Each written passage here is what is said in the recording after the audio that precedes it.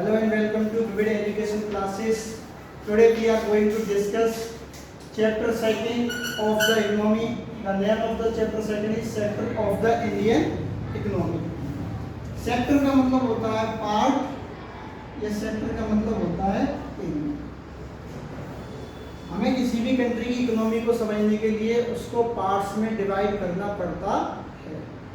इसी प्रकार Indian economy को समझने के लिए हमने इंडियन इकोनॉमी को भी 3 पार्ट्स में डिवाइड कर रखा या 3 सेक्टर में डिवाइड कर रखा। पहला जो सेक्टर है उसे बोलते हैं प्राइमरी सेक्टर। सेकंड जो सेक्टर है उसको बोलते हैं सेकेंडरी सेक्टर। सेकेंडरी। तीसरा जो सेक्टर है उसको बोलते हैं टर्सरी सेक्टर। प्राइमरी सेक्टर को ही बोलते हैं एग्रीकल्चर सेक्टर। क्या बोलते हैं? एग्रीकल्चर। एंड सेकेंडरी सेक्टर को ही बोलते हैं इंडस्ट्रियल सेक्टर।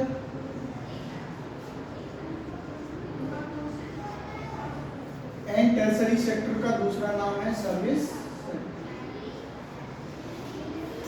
प्राइमरी सेक्टर की बात करें तो प्राइमरी सेक्टर के अंदर एग्रीकल्चर, फिशिकल्चर, विटीकल्चर, ये सारी चीजें प्राइमरी सेक्टर के अंदर आ जाती हैं। एग्रीकल्चर है, विटीकल्चर है, विटीकल्चर मतलब ग्रेप्स वगैरह की जो खेती होती है, फिशिकल्चर या फिर मछली पालन है या फिर माइनिंग है, ये सारी चीजें जिसमें हम नेचुरल रिसोर्सेज को एक्सप्लॉइट करते हैं, वो सारी चीजें प्राइमरी सेक्टर के अंदर आ जाती हैं।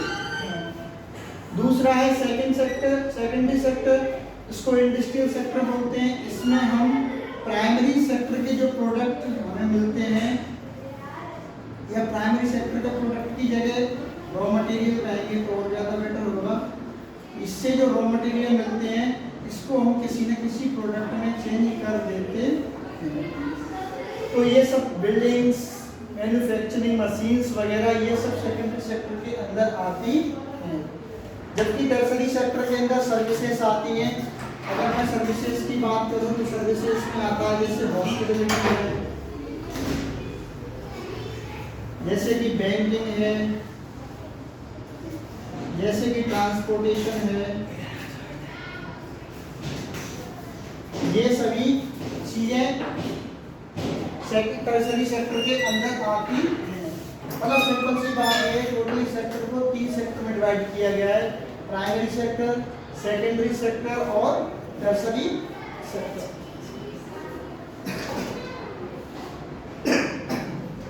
इसके बाद एक टर्म जो 2 मार्क्स के लिए हमेशा पूछा जाता है वो आता है जीडीपी। जीडीपी का फुल फॉर्म है ग्रॉस डोमेस्टिक प्रोडक्ट। ग्रॉस का मतलब है टोटल। 2 मार्क्स के लिए जीडीपी की डेफिनेशन बोली जाती है। It is the total value या it is the sum of total value of goods and services produced in a country in a particular year. दोबारा रिपीट करूं, इट इज द टोटल या it is the sum of total value of goods and services produced in a country in a particular year. It is called GDP. किसी भी country की GDP से हम ये अनुमान लगाते हैं कि वो कंट्री कितनी तरक्की या वो देश कितना ज़्यादा डेवलप हो चुका है।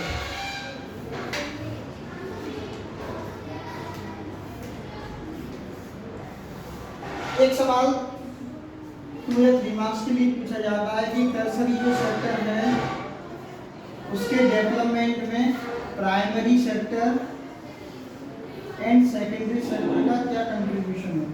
मीन्स प्राइमरी और सेकेंडरी सेक्टर का कंट्रीब्यूशन टर्सरी सेक्टर के अंदर क्या रहता।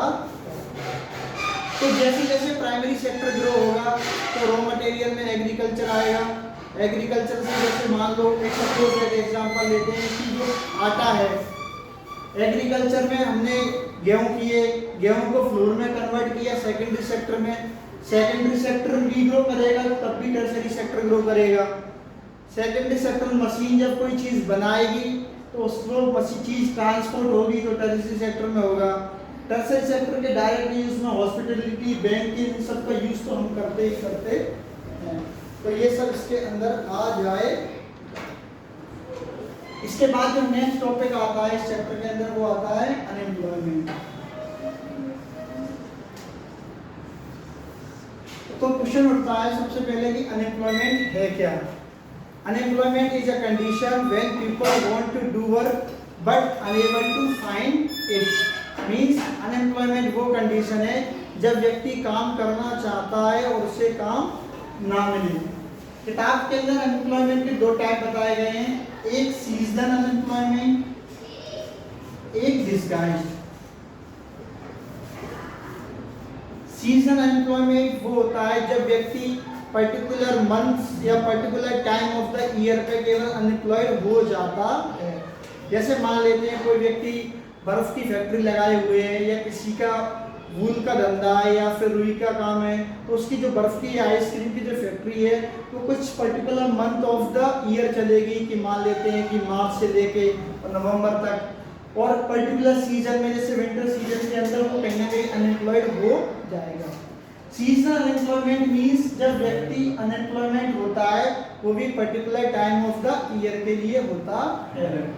डिस्गाइज्ड अनएम्प्लॉयमेंट वो होता है जब व्यक्ति जरूरत से ज्यादा, मतलब मान लो एक खेत है जिसमें केवल 3 व्यक्तियों के काम करने की जरूरत है, लेकिन 3 से ज्यादा व्यक्ति जब काम कर रहे होते हैं तो जो व्यक्ति, जैसे मान लेते हैं suppose there is a field, इस फील्ड में अगर 2 व्यक्ति काम करें फिर भी इसका काम चल जाएगा, लेकिन किसी घर में 5 लोग हैं, पांचों लोग इस खेत में काम करते हैं, तो 3 लोग जो होंगे वो कहीं ना कहीं डिस्गाइज्ड अनएम्प्लॉयमेंट के अंदर आएंगे।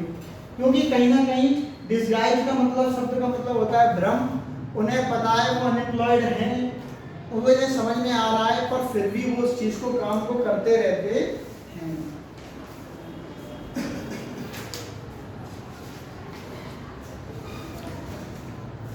इसके आगे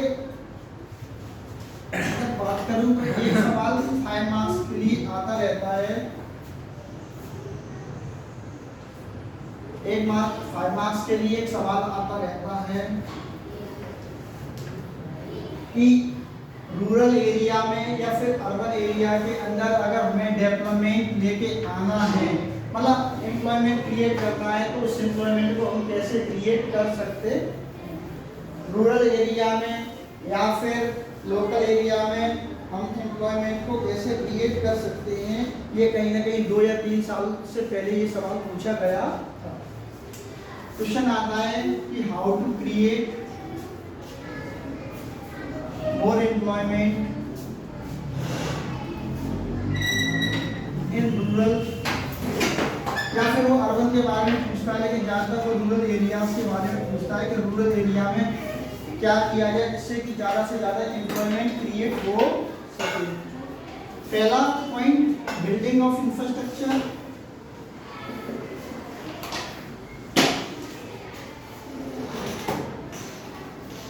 कहीं ना कहीं इंफ्रास्ट्रक्चर बना दो।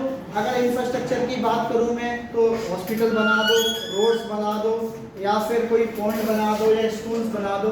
अगर ये सारी चीज़ें क्रिएट होंगी तो लोग बागों को कहीं ना कहीं मजदूरी या किसी और काम के लिए एम्प्लॉयमेंट करना शुरू हो जाएगा। या फिर मैं कहूँ कि लोकल जो बैंक्स हैं वो कहीं ना कहीं लोगों को चीप लोन लेना शुरू कर दें, तो जो चीप लोन जो मिलेगा उससे लोग कहीं ना कहीं कुछ ना कुछ काम करेंगे, धंधा डालेंगे, उससे उन्हें पैसा मिलेगा। या फिर एजुकेशन और ट्रेनिंग सेंटर बना दिए जाएं, एजुकेशन एंड ट्रेनिंग सेंटर। जब एजुकेशन और ट्रेनिंग सेंटर बनेंगे तो लोग कहीं ना कहीं एजुकेटेड होंगे, और जब लोग एजुकेटेड होंगे तो कहीं ना कहीं एम्प्लॉयमेंट की अपॉर्चुनिटी क्रिएट होगी। नेक्स्ट पॉइंट कह सकते हैं इंडस्ट्रीज। इंडस्ट्रीज को कहीं ना कहीं बढ़ाते हैं।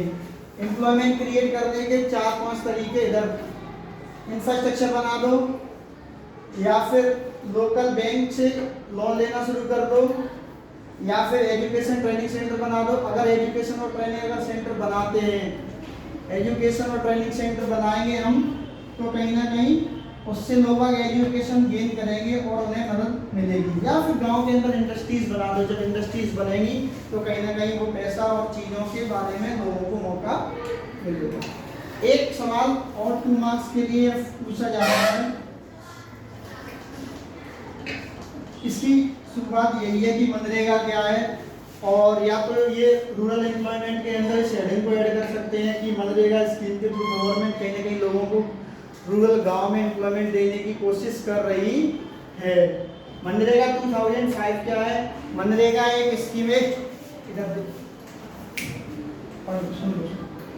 मनरेगा एक स्कीम है जिसके अंदर सरकार कहीं ना कहीं लोगों को रोजगार देने का प्रयास करती है। ये स्कीम 2005 में शुरू हुई थी। इसके अंदर 100 डेज ऑफ एम्प्लॉयमेंट देने का सरकार वादा करती है, और ये कहीं ना कहीं मनरेगा राइट टू वर्क के अंदर आता है। इसके अंदर आ जाता है, राइट टू वर्क के अंदर आ जाता है। तो पूछा जाएगा मनरेगा कहीं ना कहीं राइट टू वर्क का काम कैसे कर रही। इसके अलावा इस चैप्टर में एक है कि ऑर्गेनाइज सेक्टर और अनऑर्गेनाइज सेक्टर। 5 मार्क्स के लिए सीधा सवाल पूछा जाता है कि ऑर्गेनाइज सेक्टर और अनऑर्गेनाइज सेक्टर में अंतर क्या होता है। ऑर्गेनाइज सेक्टर की बात करें तो इसके रूल्स एंड रेगुलेशन फिक्स होते हैं। इसमें लोगों को पेड लीव मिलती है, अगर इसमें लोगों को जो बिहेवियर है वो एप्रोप्रिएट कहीं ना कहीं करना पड़ता है। जबकि अनऑर्गेनाइज सेक्टर की बात करें तो इसमें पेड लीव वगैरह का कोई कंसेप्ट नहीं होता।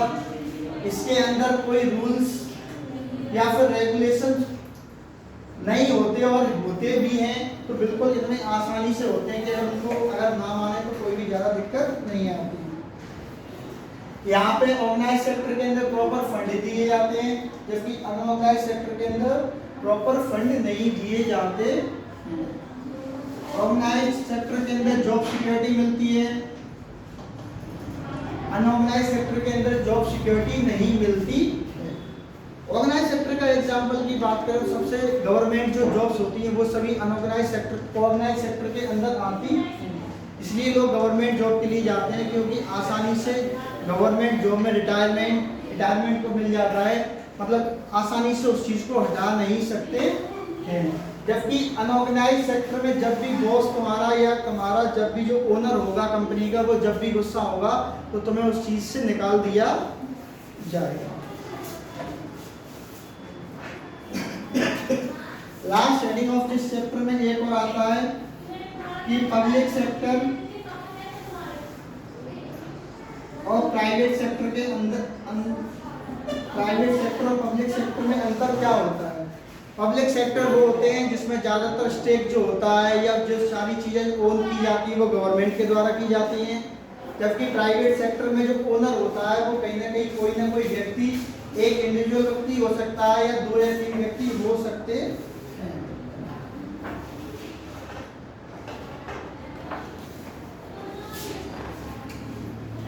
ठीक है, इस चैप्टर में इतना ही, मिलते हैं अगली वीडियो में।